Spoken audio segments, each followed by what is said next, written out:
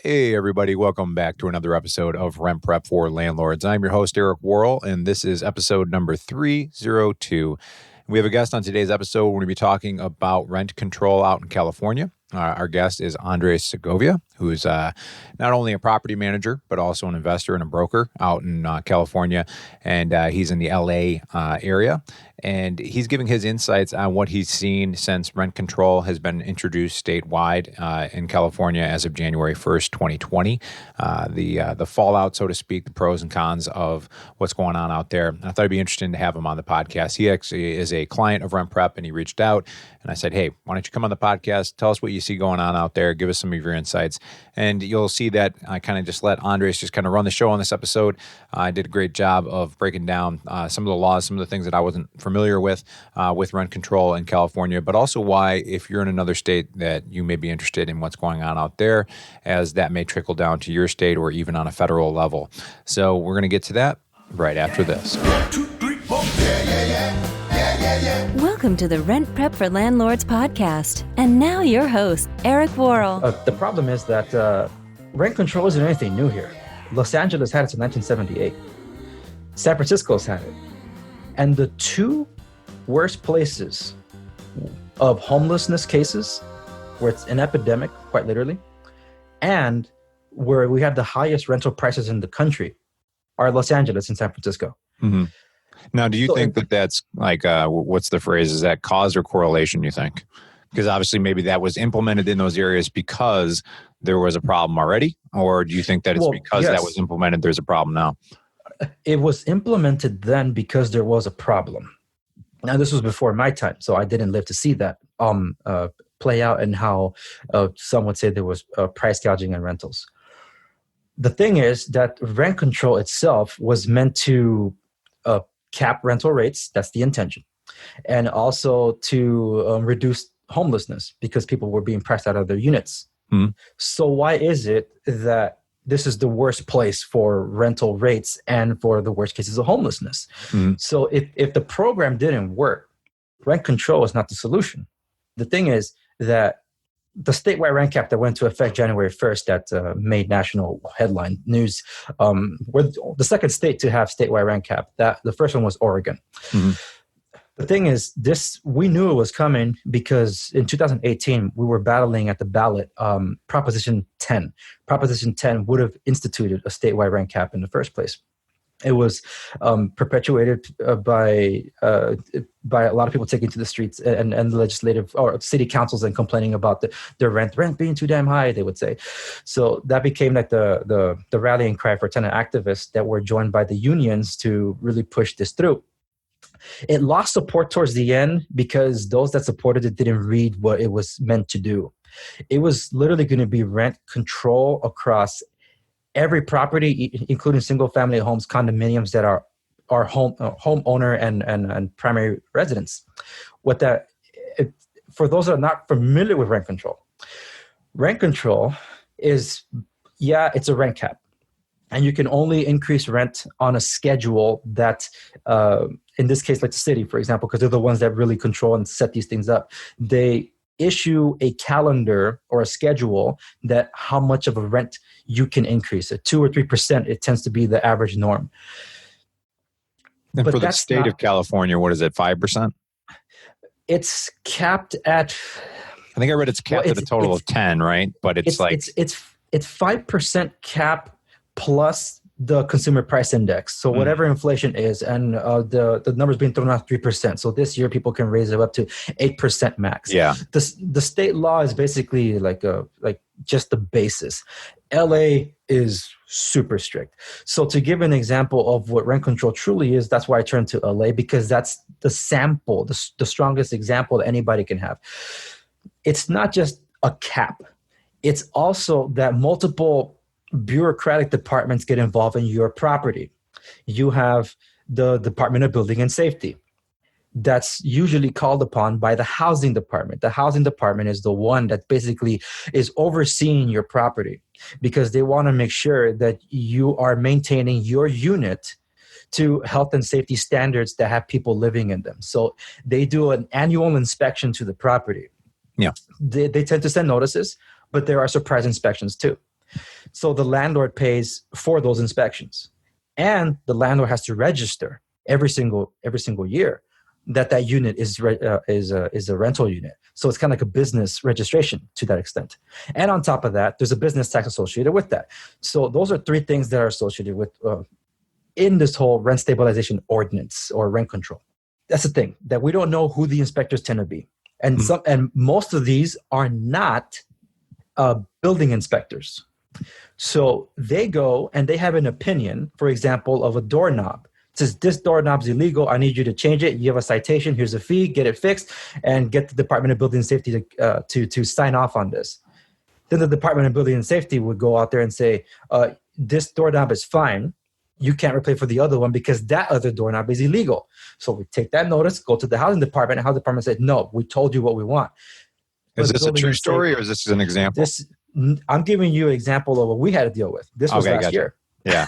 So this was last year. It sounds so ridiculous. I'm wondering if you were just, coming up with a story on the top of your head, or that's something you actually had to deal with.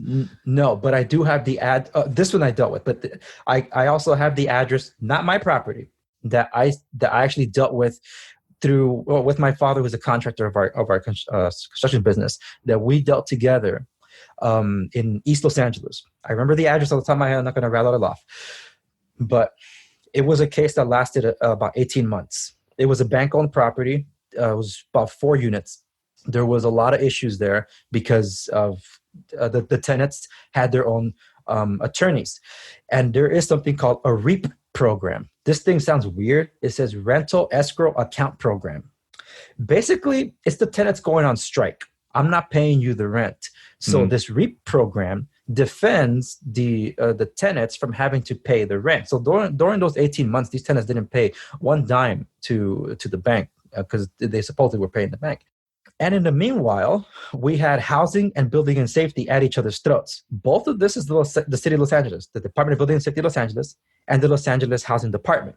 That's not even to say the community department, which is sometimes involved too. So like the flip, what is all this? Pure bureaucracy.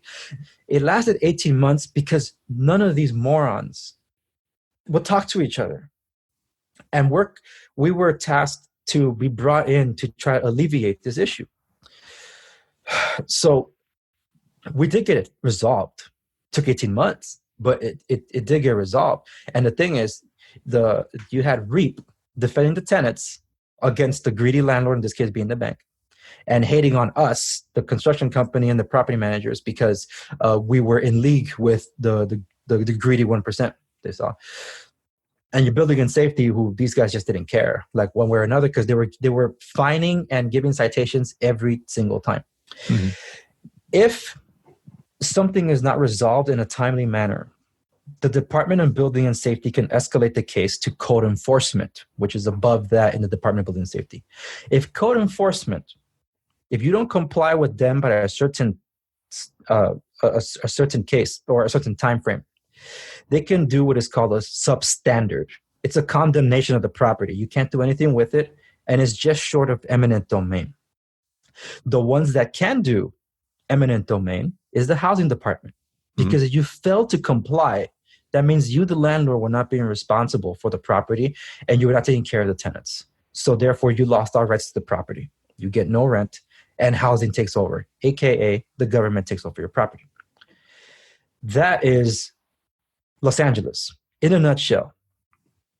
So the Proposition 10 that the voters voted down, and it went down in flames, actually, which is hallelujah. There's still some sanity in California. We shot it down in 2018. The tenant activists and the unions that were supporting it didn't realize that they were going to allow all of those things immediately just by passing Prop 10, which would have been a repeal of our only landlord protection here called Costa-Hawkins. The Costa-Hawkins Act was instituted in 1995 in response to strict rent control. And basically anything built before 1995 could not be under rent control. So new buildings after that were not subject to rent control in the city of Los Angeles. Mm-hmm. But it's a statewide law. And Prop 10 was trying to undo that, but by undoing that, it would have imposed the strictest rent control the country has ever seen. Well, the state said that the people made a mistake. So last year, Assembly Bill 1482 is the one that made the rounds, and it got signed into law. When I got rumblings of this thing, I'm like, are you kidding me? The people at 60% voted no on Prop 10, and the state said, you guys were wrong. So they instituted a statewide rent cap. Isn't that strict? But it sets the template. Mm. Now, I'm curious. So that's the one that just went into effect here, January 1, you're referencing. Mm-hmm. Yeah. As far as, I think a lot of times before things are out on the horizon, people get pretty worked up about it, or they're worried about this or that. What has your experience been leading up to that, and then actually seeing the fallout and what has happened since then? Maybe it's not as great for you being in LA because you've already been dealing with pretty strict laws, but what kind of fallout have you seen since it went to became a law January 1? Well, I'll just explain how big the snowball got. When Proposition 10 was being threatened, people were getting notices of rent increases, because if the law was going to be repealed by Proposition 10, landlords took action because they were waking up to this fact. There's a group. I hope I get their name right. It's either Better Homes for Long Beach or Better Housing for Long Beach. Joni Weir's their president. I interviewed them. It was my first interview actually for my show, because I supported their efforts.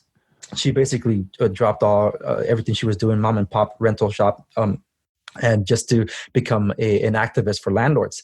And she revealed to me that a lot of brokers, a lot of real estate agents that have landlords to contact are not informing them about rent control. So a lot of people are being naive about this because they're afraid, what if I tell my client and they just end up selling their property and move out of state? I just lost my income. Well, you're not doing a service to your client. You're not informing them of what's coming down the pipeline. So when the rumblings were being felt by the landlords that this could be very real, we could have a statewide rent cap, some of them looked at the units finally and said, holy smokes, I have depressed rental rates. If I only been raising the rent $5 a year for the past 20 years, you weren't raising them as you should have. So landlords were not managing the property. Were not taking care of the property as they should, like running it like a business. Mm-hmm. They were looking at it more as like, no, it's just passive income. But now in seeing that, in the rate of inflation, everything's gone up, and just the price of commodities and all that, it's like, well, if some of those landlords were now reaching retirement or are retirees, they realize this is my fixed income and not enough for me to live off of, because Social Security isn't paying me enough. So some of them woke up and started raising the rents. And in order for you to raise rents more, like an astronomical number, that's a 60-day notice of rent increase. That's where the news started picking up a lot of press. You'll find some of these clippings on Google if you look for them. Some people getting 60-day notices, like, my rent's doubled. Because if it's doubled, that's because the landlord wasn't paying attention to the times and wasn't raising the rent accordingly. So they're bringing it to market rate, but the tenants are not seeing that. And that's also unreasonable to expect the tenant to even pay that. And some of them are going to be forced onto the street if they've been so used to such a low rent rate, because that sets the expectation for what's out there. And then when they go out and see there aren't low prices and rents, where else can they go when they see that they're stuck? They end up going to the legislator and say, I need help. And that's where a lot of this chant came from. So last year, when the assembly was getting this bill, a lot of realtors were getting notice of this. Over here, we have multiple associations for real estate, but the state one is the California Association of Realtors. I was at odds with them. In October, I was invited to one of the member meetings, and it was a very tense meeting, because it's no disrespect to the association. I do blame them for the misinformation that basically allowed proponents of rent control to vote accidentally in favor of rent control, because CAR, as their acronym is, was involved in helping set the legislation and how this 1482 can benefit landlords at the same time protecting tenants. But all the provisions for the landlords were thrown out, and all the tenant protections were kept in. Mm-hmm. And because it happened, some of the supporters of the bill that supposedly were protecting landlords too says, "But I thought this is what you wanted," they said to CAR. So now the fallout is that, okay, we lost this battle. Now let's get something on the ballot to get it repealed. And CAR said that they're not going to fight this. Like, Why? Let's take it to the ballot box. Let's get a proposition, lobby for a proposition that the general public can vote for to overturn AB 1482. And the association said they're not going to do it. Like, well, this is ridiculous. So I walked out of that meeting and I immediately recorded a podcast because I'm like, okay, here are my predictions. This was the first week of October last year. And I said, get ready for an increase of homelessness due to mass evictions, because landlords are now going to realize that once they get wind that this bill is going to arrive to the governor's desk by mid-October, and there was no doubt he was going to sign it, they're going to have to jack up their rents because now it's for sure. And because of that, Thanksgiving and Christmas are ruined. The holidays have totally been ruined. You're going to have an increase in homelessness. And guess what? That's exactly what happened. Mass evictions. It got so bad. Los Angeles issued a moratorium that they were not going to recognize the legal evictions landlords were doing. The 60-day notices of eviction, the 90-day notices. They said, we're not honoring those. Don't worry about it. You're staying in your home. And other city councils started doing the same. Now, did you hear, so obviously, the city of LA is thinking of it in terms of like maybe somebody's been a good tenant and the only reason they're being evicted is because they can't, pay this rent that's getting doubled. But I'm sure you've heard stories of landlords who are probably going through just a natural eviction because a tenant, stopped paying rent or was damaging the property or something like that. So that must have been really awful if you were somebody who landed in that position where you're just evicting a bad tenant and not because you're like trying to double up the rent. Did you hear any stories like that coming through? Or Oh, absolutely. And that's the problem, that bad apples give bad names to everybody. Mm-hmm. And all landlords are lumped into this, like all landlords are bad because of idiots that weren't paying attention to the times and only look at the green and cause this ruckus. Like, so if you don't understand that your thing is a business, and that the golden principle of business is that 80% of your business comes from 20% of your customers. If you have a good tenant that's never damaged your property ever, maybe paying depressed rental rates, but they've never been a headache to you, and you want to replace them with another tenant that will supposedly pay you the market rent, and then they come in and just destroy your property, how does that benefit you? Yeah, because there are legit cases of evictions that this thing called no-fault evictions is what was included with the rent cap, that you can't just evict for just anything, supposedly. Like, oh, tenant, guess what? I got family coming over. I'm going to need the unit, so you're out. Technically, that's not good enough. And honestly, I don't like that either, but it's the tenant's not the owner, so they should know that too. But it just made things bad all around. And because the news of rent control was happening around the summer, a lot of landlords that were capable were raising the rent between then and the end of the year. And then the bill got signed to like, okay, I only have 2 months to get something in place to get market rent. So then once the new year kicks in, January 1st rolls around, I have rent at the market rate, and then it's capped at that point. So I'll be okay. But in certain places, you couldn't evict anymore. So they were stuck with that.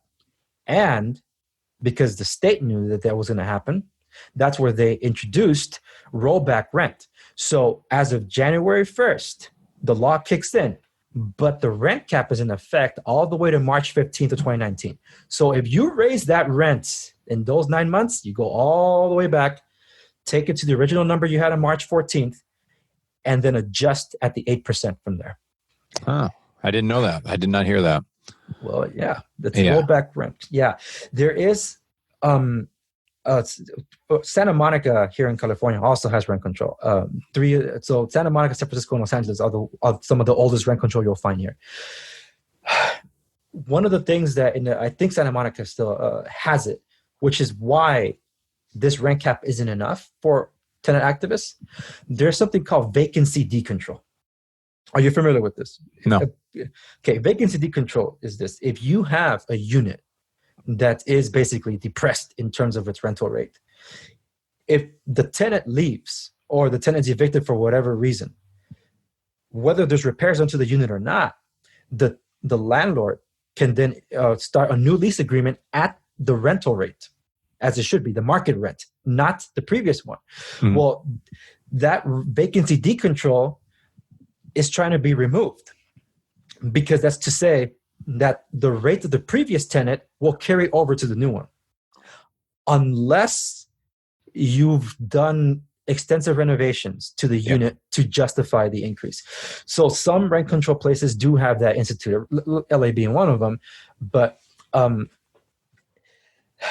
you would think that the rent cap would be good news for everybody. No, because last month the tenant activists were able to get the signatures for what it looks like is going to be called the Rental Affordability Act, that the state controller will, or the auditor, I forget what they're called, they're going to analyze in June to then approve and assign a proposition number to it so then the public could vote on it. It's like, okay, you got the statewide rent cap.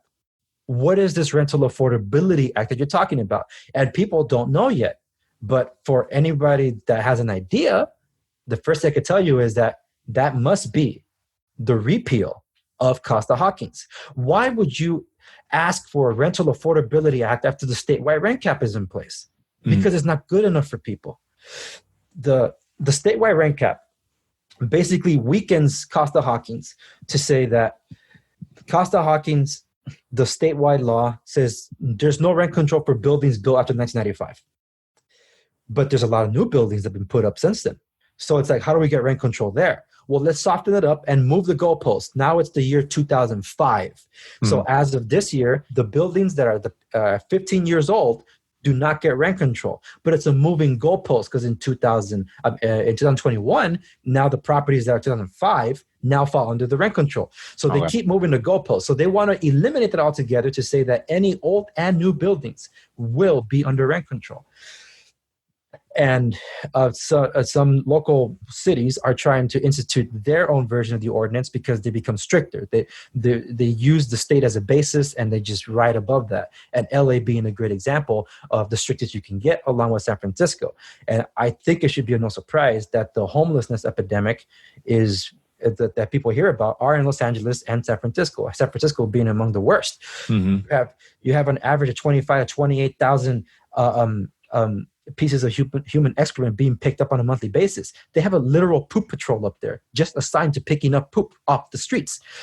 And in Los Angeles, this was I believe LA was ground zero for the hepatitis breakout from the homelessness camps that spread all the way to San Diego, not vice versa. And for I'm outside Anaheim. Anaheim is home to the Angels that are known as the Los Angeles Angels of Anaheim, because LA can't keep their hands off Orange County. So when you would drive on the freeway, you could see what is called the Big A in the baseball stadium. For a long time last year, you couldn't see that anymore because it was all blocked because there's a riverbed that runs by it. You would just see a homelessness camp all across that, just blocking the view of the stadium. And the new mayor had to deal with that. There was like 3 tons of waste that was removed from there after the ones that were relocated. They were relocated to temporary housing. And there was just a huge debate as to where they should ultimately go because the shelters were full. So we do have a homelessness epidemic here as well. So it's like there's no one easy solution to rent control. But what I can say, to the housing affordability crisis, but what I can say, rent control is not the one that will solve it. It's the one that's made it worse. And where San Francisco goes, California goes. And when you have the governor that was the same guy that ruined San Francisco in the first place, he's going to ruin and continue ruining California. And we are supposedly the example for the rest of the country. So where California goes, the rest of the country might go. You have some presidential candidates right now talking about a federal rent control. Like, excuse me? It's like, so now it's taken to the federal level. And if some of these get their way, you might end up seeing that. So regardless of what happened in New York, because I don't know if it was New York State or New York City that instituted the rent cap last year. Was that the West City or was it the state? The statewide, yeah. Okay, and when you see the articles that were put up, this is one article from progressive websites. It says, "Oh, landlords are crying about the statewide rent cap. Put their tears into an IV and hook it up to my arm." Because they wanted to live off the landlord's grief. That's the problem. that there really isn't a conversation about all this. It's only going in one direction, and landlords are asleep at the wheel on this. And when some of them wake up to this, they're doing more damage than good when they're not managing their properties right. That's why I recommend it to people, and I guess this is a plug-in for RentPrep.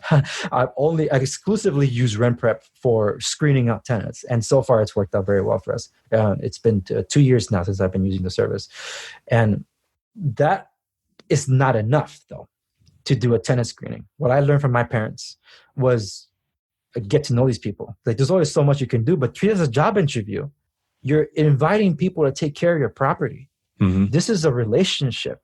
You're going to entrust the care of your property to these people. Don't just see the ka-ching, here comes money. Say, no, you want people that can take care of it. And it's some of the reports that we've gotten back verified that some of these people that we've looked at, they have just horrible credit. And most people that have come to apply for a lease will tell me that look, my credit's bad. I tell you have an equal shot as someone that has excellent credit. So go ahead. And guess what? The tenants that we've signed into the lease years ago that have awful credit have not once failed to pay us the rent, including rent increases. Mm-hmm. So it's not to judge someone just because they have bad credit. It's not to judge somebody like, oh, the way they look. We have to treat this as a job interview. And I think that's what people that try to own property and run them don't understand. Mm-hmm.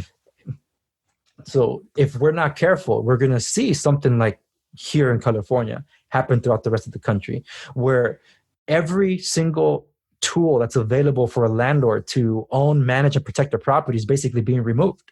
You can't evict them. You can't raise the rent on them. And that's why we have an exodus of landlords. Mm-hmm. This is the census year. I'm really curious to see this because the last census was the first time in history, and let me get my notes here, I don't want to be misquoted, that 2010 California failed to gain a new seat in the House of Representatives, even though we have supposedly an increase in population. But we have a migration issue where people are leaving. They're leaving for other states. Mm-hmm. They're leaving for lower taxes, better way of living, or better cost of living. But what did they take with them? The housing affordability crisis, because now those places are being hurt. Texas isn't welcoming the Calis. They're not happy about that. Sections in Idaho, they're not happy about that. There were these senior citizens that got together in the heartland that went to the legislator to ask for rent control because the rents were going up. And then when you see what's going on, what's causing those things to go up is because people that are leaving from here are landing out there. It's like, oh, it's cheaper for me to go out there. $38,000 can buy me a house in Tennessee. Yeah, I'm going to go over there. So like over here, $38,000, that's your rent a year. Mm-hmm. You know, so that's what's happening.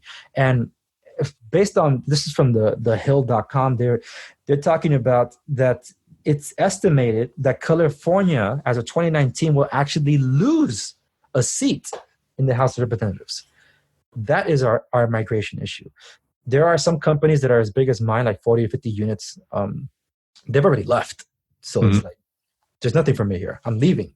And for those like, well, let's just go after those greedy commercial companies. Well, yeah, you could try to hurt their bottom line, but guess what? They have the ability to liquidate their assets and just move. And because of diversified product, you're not going to hurt them.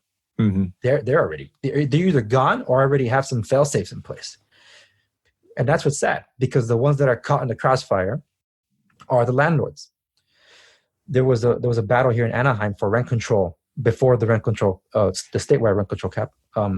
Last summer, there was this case called Casa Grande, and the residents there, there's about 20 units. They went to the city council. They were begging for the city to get involved in this, and the city did, because it was a new property owner, and they tried to jack up their rents. It was literally double.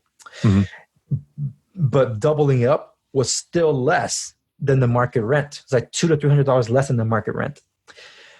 And there was a big heated battle.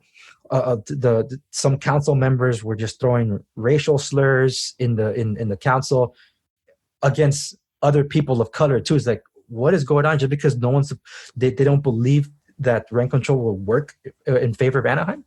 But anyway, it was a very contentious issue. The council, the majority voted to not institute rent control.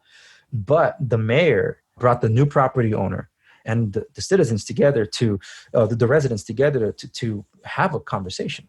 I hope I'm not commingling these two issues, because there were two issues. One of them is Casa Grande, the biggest one. There was another one about mobile homes, and he was able to broker some kind of a agreement between them. But in the case of Casa, him bringing them together, he was actually able to mediate and kind of find some common ground and actually work through it. Yes. So that was in the case of the mobile homes. And in the case of the Casa Grande units, what ended up happening was that the tenants, realizing that, hey, I don't have to stay here and pay this rent. A lot of them, when they went to go shop around and saw just the reality of what rental prices were, 19 out of the 20 signed on the lease, with one being the holdout. One of them being the holdout is actually one of the ones that have been pushing for the Rental Housing Affordability Act that looks to be legitimized for the ballot box. And on top of that, if this has not reached word to New York, it should have. There's this group called Moms for Housing. This happened in Oakland, California, back in November. It was two families, two single moms with kids, and there was a house that was vacant, and they broke into the house. Well, let me rephrase. The door was unlocked, so they basically entered the house and squatted. They kept the house, and because they basically became a symbol for the resistance, the community at large was their supporters, and they actually had people that worked as security guards volunteering to protect them from the property, from the landlord and any officials coming over to try to evict them. What? This was back in November. They were finally evicted in January. This was Alameda County. The sheriff's department had arrived there in force. A lot of people were present, and the people were evicted. But their story, their plight, resonated with the community, which was helping to continue to push for more housing affordability, and basically encouraging that if you do see an empty unit, to the housing affordability crisis being an epidemic or a pandemic at this point, that just go squat in there, because we need to send a note to the landlords that they cannot gouge us anymore. So that's been the encouragement through there. I'm not judging anybody here. I'm just simply saying that breaking the law is not something that I would encourage anybody to do. Sure. Yeah. Well, it's I feel like we're already like a half hour in, and you could probably talk about this for 4 more hours as far as the different angles and different ways you can look at it. And I think that's why people do spend a lot of time talking about this, because it's so pivotal to people's lives, whether you're a landlord or, in your case, a property manager, you're an investor, or you're a tenant. And it's so important and crucial, because it's whether it's, how you're making your retirement income or how you're living your life as it is. So it's a really tough conversation to kind of navigate and figure out. But I feel like we'll have more information on it too as the months start rolling by, and you kind of see what the rollout effects of this is long term too, I'd imagine. Oh, well, absolutely, because you're just going to see an increase in homelessness, no doubt. Yeah, it's going to happen, because the only way to avoid rent control is to basically have a new property. Then your solution, if you have the means and ability to do so, is to remove the tenants, demolish the building, and build a new. And you might find that it's cheaper to do that and start renting at the market rate from there with the statewide rent cap that will eventually be in place. Like, holy smokes. The only solution that is viable is to build actual housing that can affect the prices of homes. You have a high demand for people to be able to buy, then you need to have houses that people can buy. And when you're, like I said, you're turning over 50 to 100-year-old properties, then who's buying? I mean, who can buy? Yeah. And there's another mindset where high earners are not buying because they prefer to live in dense population areas and just use mass transit. They don't believe in buying because they think they'll be greedy or whatever. The majority of people still believe buying a home is the American dream. And I say, go for it. So the legislator needs to free up some land to actually build and reduce EPA regulations to bring the cost of construction down. And that's the only way we'll be able to see a dent into this housing affordability crisis, because you do see a bunch of high rises going everywhere. But all these are luxury apartments. Yeah. And if there wasn't a demand for those, they wouldn't be building them. That's why Gavin Newsom is trying to sue cities and say some of those have to be low-income units. Just, you can't make this stuff up. Yeah. It's California for you. Well, on your podcast, you want to tell people about that? Because I'm sure you've had content on this if people want to consume more on this topic. Oh, absolutely. Anybody can check out my podcast is available across every major distributor that you can think of.